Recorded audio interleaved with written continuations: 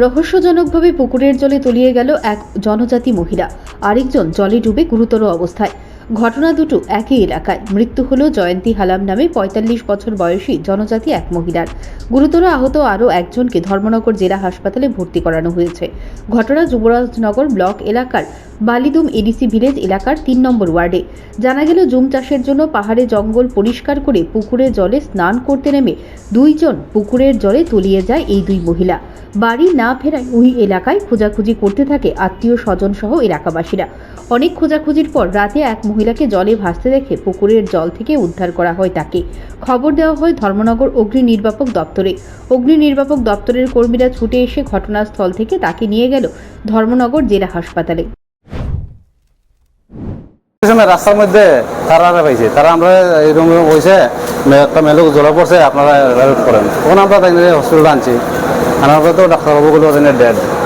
একই জায়গাতে দুইজন হয় ডিস্টেন্স 200 বা 500 মিটার ডিস্টেন্স হইব।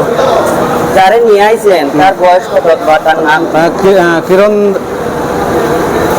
তার নাম হলো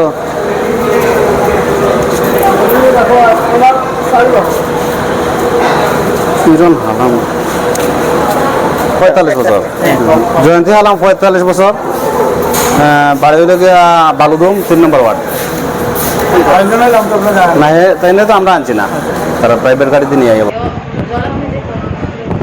জ্বলে পড়ছে, তখন ফায়ার সার্ভিসে নিয়ে এসে হাসপাতাল। কি কইছে ডাক্তার, কি কইছে? নাই কইছে। কোন কই গেছিল, মানে খেতে গেছিল? হাসপাতালের চিকিৎসক জয়ন্তী হালামকে মৃত বলে ঘোষণা করে। অপরদিকে পুকুর থেকে আরেক মহিলাকে কোনো প্রকারে উদ্ধার করে ধর্মনগর হাসপাতালে নিয়ে আসেন দমকল কর্মীরা। তার নাম খুন্তি রিয়াং। বর্তমানে জেলা হাসপাতালে চিকিৎসাধীন তিনি। তবে কিভাবে একই সাথে একই এলাকার দুই মহিলা জলে তলিয়ে গেল তা এখনও জানা যায়নি। ময়না তদন্তের পর পরিবারের হাতে জয়ন্তী হালামের মৃতদেহ তুলে দেওয়া হয়। Bureau report, news prime Tripura.